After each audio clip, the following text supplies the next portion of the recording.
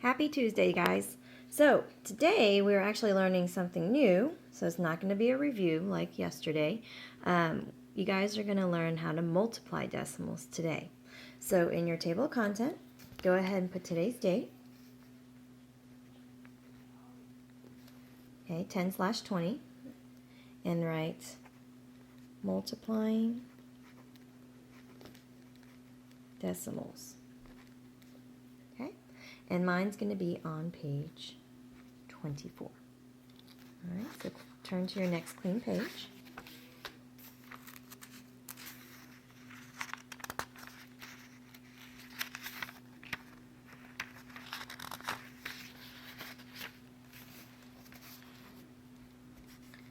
All right, and glue in your notes.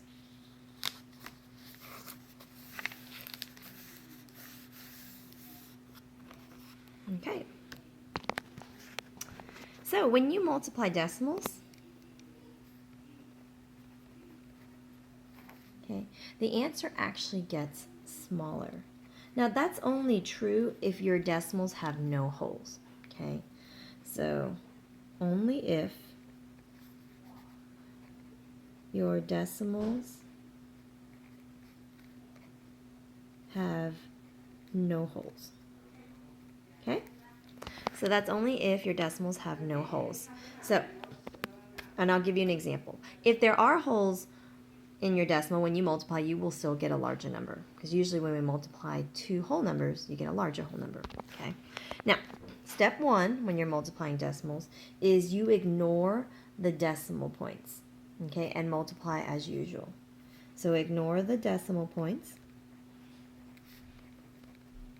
and multiply as usual, okay? Step two, count how many digits come after the decimals in the original number. So count how many digits or numbers come after the decimals in the original problem. All right. Step three, make sure your answer has exactly the same number of digits behind or after the decimal point. So make sure your answer has exactly the same number of digits, okay, that are after the decimal point. This is just an extra space, so okay. So make sure your answer has exactly the same number of digits after the decimal. All right, and then of course check for reasonableness. You can always estimate your decimals to see if your answer is reasonable. All right. So step one, ignore the decimal points and multiply as usual. Step two, count how many digits or numbers come after the decimals in the original problem. Step three, make sure your answer has exactly the same number of digits after the decimal point. And of course, last step is check and see if it's reasonable, if your answer is reasonable. All right, we're going to do a few examples on this side of your notebook, okay? So the first example I'm going to do with you is two decimal numbers that have no holes. So for example, 5/10 times 25/100. Okay. Now step one says to ignore the decimal points and multiply as usual. So if I remove the decimal points, this number becomes 5. And if I remove the decimal points here, this number becomes 25. So this number is 5. And this number here becomes 25. So I'm ignoring the decimal points. And this becomes 5 and 25. So I can multiply 5 times 25 easily. When I'm multiplying this, I'm going to rewrite it. 25 times 5 like this, right? Multiply like usual. 5 times 5 is 25, carry the 2. 5 times 2 is 10, plus the 2 is 12.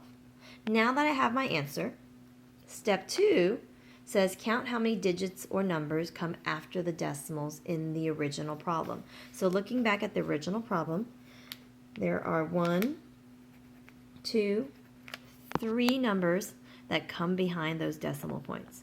Therefore, in my answer, there has to exactly be the same number of digits after the decimal point as well. So then 1, 2, 3, and then that's where I put my decimal.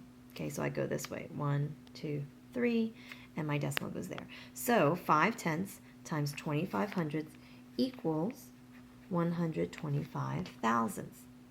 Okay, so this is a good example where you multiplied two decimal numbers and you actually end up getting an answer that was less than your original numbers, because this is like half, this is a fourth, but then you got 125 thousandths, which the fraction that equals 125 thousandths is 1/8. So you actually ended up with a smaller amount. Okay, now like I said, this only works if there are no holes. So I'm going to do an example where there are holes and your answer is going to end up being greater than the original numbers. So my next example, okay, and if I'm going too fast, you can always tell Mr. Wiseman to pause the video. All right, so let's say my next number is going to be 8.4 times 2.05.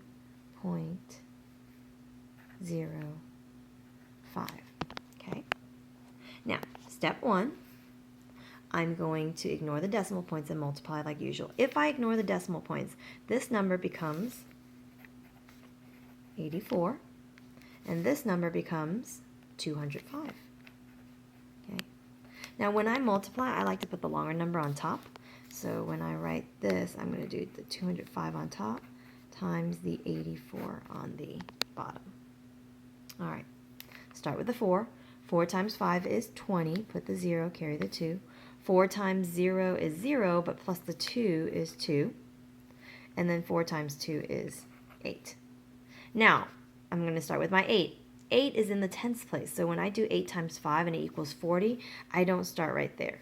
The 40, the 0 for the 40 goes there, and I carry the 4. Because you're multiplying the 8 now with the top numbers and the 8 is in the tens place, you have to start in the tens place. So you can put an X or a 0 here and then start multiplying.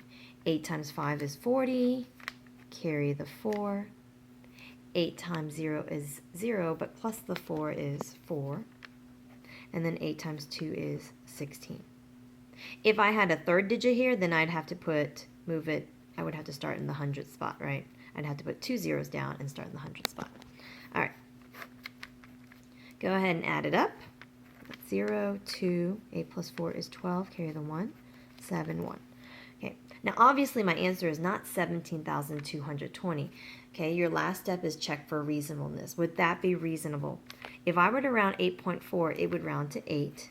If I were to round 2 and 5/100ths, it would round to 2.